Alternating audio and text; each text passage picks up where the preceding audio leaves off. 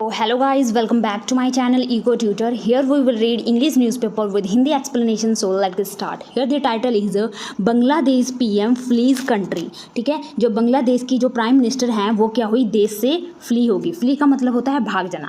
तो गाइज यहाँ पे देखो, एक होता है फ्ली और एक होता है फ्लाई. ठीक है, दोनों में डिफरेंस देखो. इस फ्ली का मतलब होता है भागना, ठीक है, और इसका मतलब फ्लाई का मतलब होता है उड़ना. ठीक है, तो इसका जो फर्स्ट और सेकंड फॉर्म जो होता है फ्लेड. ठीक है, और फ्लाई का जो सेकंड और थर्ड फॉर्म होता है फ्ल्यू, फ्लॉन. ठीक है, तो चलो अब इसको अच्छे से समझते हैं.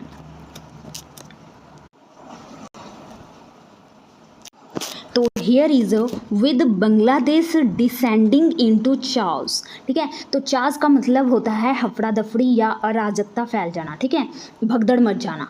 तो डिसेंडिंग इनटू का मतलब होता है to gradually get into a bad state या फिर गो डाउन. ठीक है, यानी कि धीरे धीरे क्या है, बैड कंडीशन में नीचे गिरना. ठीक है, तो जो अराजकता है बांग्लादेश में उसके साथ बढ़ने के साथ prime minister Sheikh Hasina surreptitiously fled the country in a military aircraft on Monday.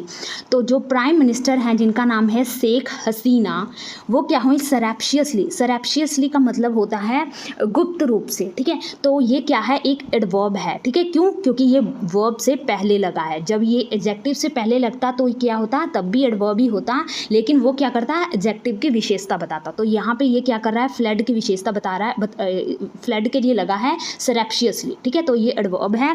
ये क्या कर रहा है, मतलब बताया जा रहा है कि वो क्या हुई, गुप्त रूप से फ्लड हो गई, भाग गई दी कंट्री से इन अ मिलिट्री एयरक्राफ्ट. किस में भाग गई, वो मिलिट्री एयरक्राफ्ट में भाग गई. कब, ऑन मंडे को.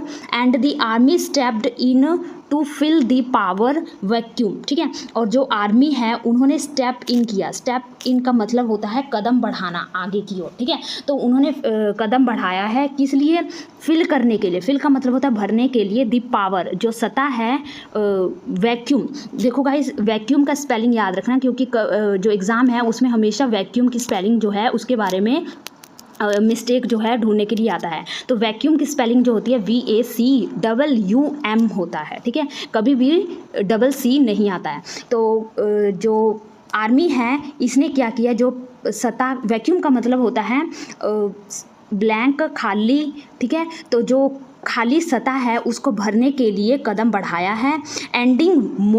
एंडिंग वन सर्टेन चैप्टर, और एंडिंग का मतलब ख़त्म करना, और उन्होंने जो अनसर्टेन का मतलब होता है अनिश्चित. ठीक है, जो निश्चित ना हो, तो जो असर्टेन अध्याय है उसको ख़त्म किया. एंड ओपनिंग अनदर, और जो दूसरा अध्याय है उसको शुरू किया कि कहाँ पे, इन दी नेशंस रेस्टिव हिस्ट्री. रेस्टिव का मतलब होता है अशांत इस इतिहास में, राष्ट्र के अशांत इतिहास में असर्टेन चैप्टर को ख़त्म किया और दूसरे चैप्टर की क्या किया, शुरुआत की. As a news of Hasina's departure spread, जो न्यूज़ है, जो खबर है उसके स्प्रीड होने पर. स्प्रीड का मतलब होता है फैलने पर. कौन सी न्यूज़, डिपार्चर, हसीना के छोड़ने या उनके भागने का जो न्यूज़ है स्प्रीड हुआ. एज का मतलब जैसे ही. हंड्रेड्स ब्रोक इनटू हसीनाज रेजिडेंस, जो सैकड़ों जो प्रोटेस्टर्स हैं वो ब्रोक इनटू है. ब्रोक इनटू एक फ्रेजल वर्ब है जिसका मतलब होता है बहुत ही रूड तरीके से कहीं एंटर करना. ठीक है, बहुत ही एटीट्यूड से, यानी गलत तरीके से, बिना किसी की परमिशन से. तो वो क्या हुए, ब्रोक इनटू हुए. कहाँ पे, हसीना के जो निवास स्थान है वहाँ पे.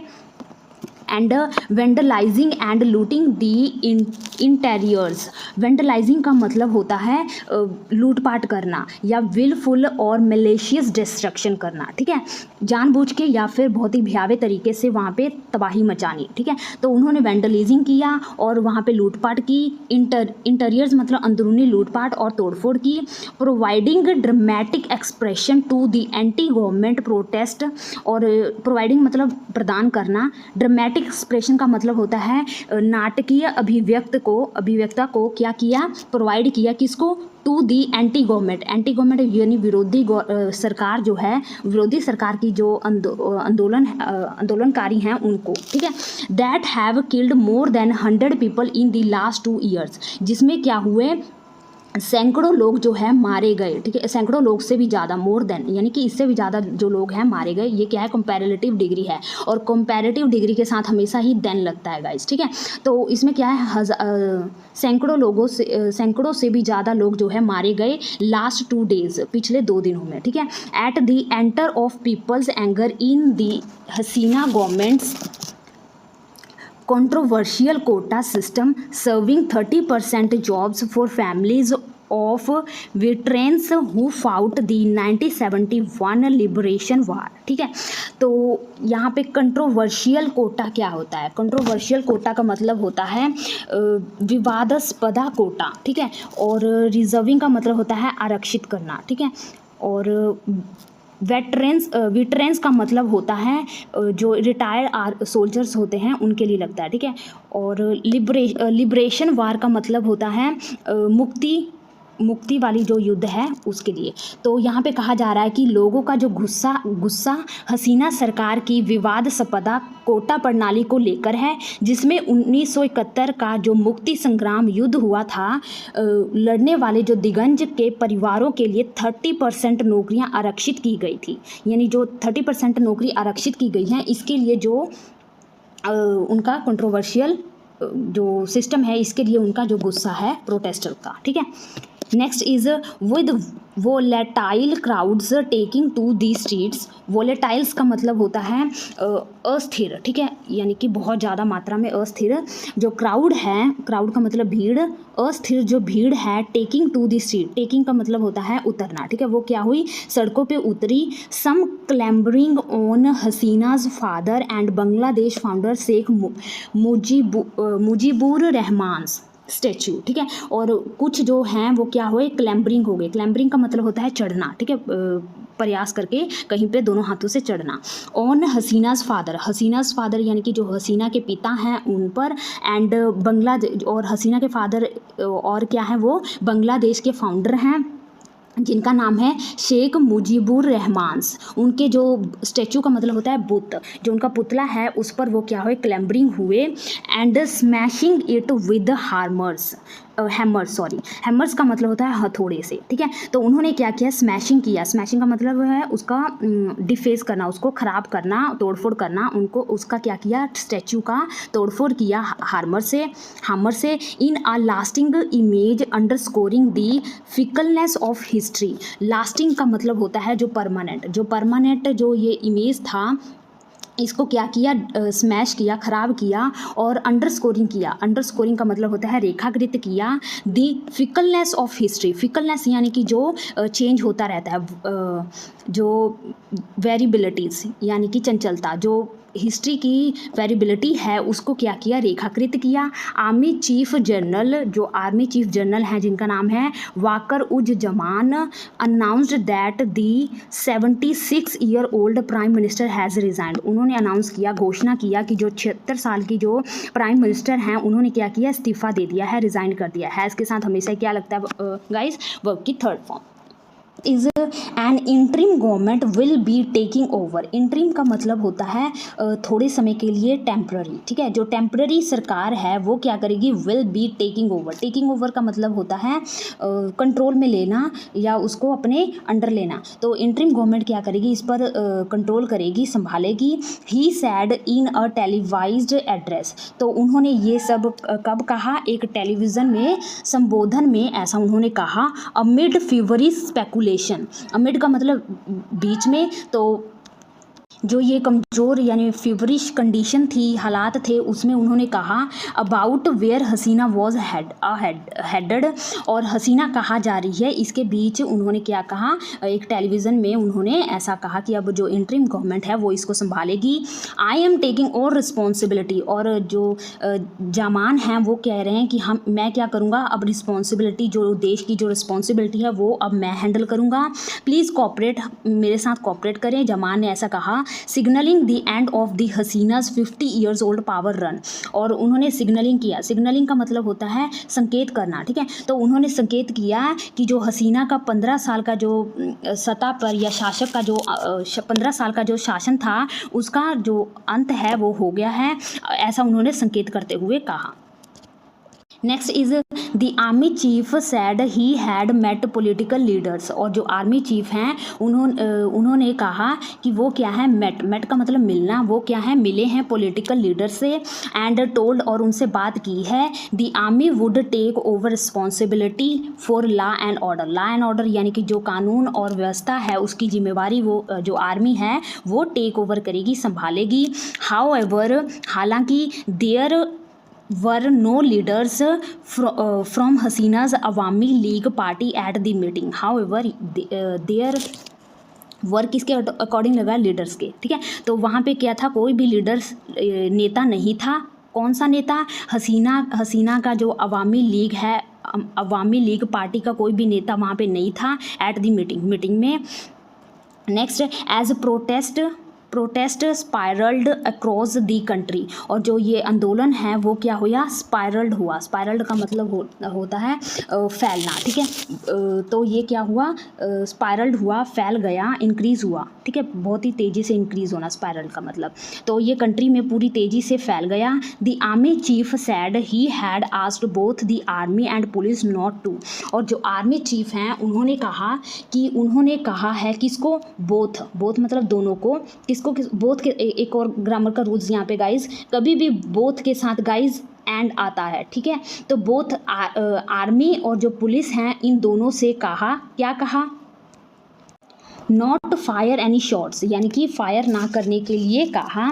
Zaman also urged restraint and asked protesters to end the violence. और जमान ने अर्ज किया, अर्ज का मतलब होता है आग्रह करना, तो उन्होंने रेस्ट्रेंट का मतलब होता है रोकने के लिए आग्रह किया, और आस्क का मतलब होता है कहना या पूछना। तो उन्होंने कहा है, प्रोटेस्टर्स आंदोलनकारियों को कहा है कि वो क्या करें, एंड करें इस वायलेंस का मतलब होता है जो हिंसा है, जो ये युद्ध है, इसको क्या करें, अब ख़त्म करें।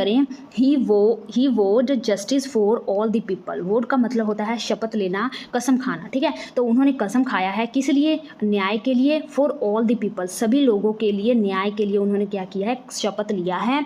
इन ढाका रेस्टिव क्राउड्स, ढाका में जो रेस्टिव क्राउड है, रेस्टिव यानी कि जो अशांत भीड़ है, स्वाम्ड द एयरपोर्ट, स्वाम्ड का मतलब घेरना, तो उन्होंने क्या किया है, एयरपोर्ट को घेर लिया है। And even spiralled into the runway यानी कि सड़कों पर क्या हुए हैं, वो स्पायरल्ड हुए हैं। स्पायरल्ड का मतलब होता है फैलना तेज़ी से, तो वो क्या हुए हैं, स्पायरल्ड हुए हैं।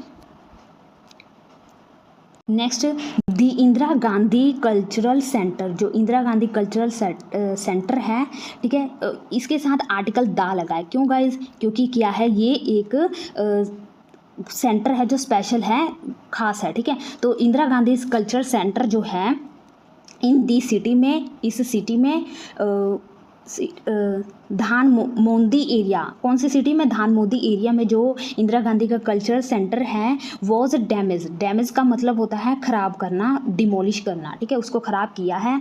4 हिंदू टेम्पल्स सफ़र्ड, और जो 4 हिंदू टेम्पल्स हैं, मंदिर जो हैं वो सफ़र्ड हुए हैं, उनको सफ़र करना पड़ा है। Minor damage across the country, minor का मतलब यानी कि मामूली, जो डैमेज है, डैमेज यानी क्षति जो है, मामूली क्षति जो है उनको हुई है, यानी उनको तोड़फोड़ हुई है उसमें थोड़ी मोटी। और अक्रॉस द कंट्री यानी कि पूरे राष्ट्र में।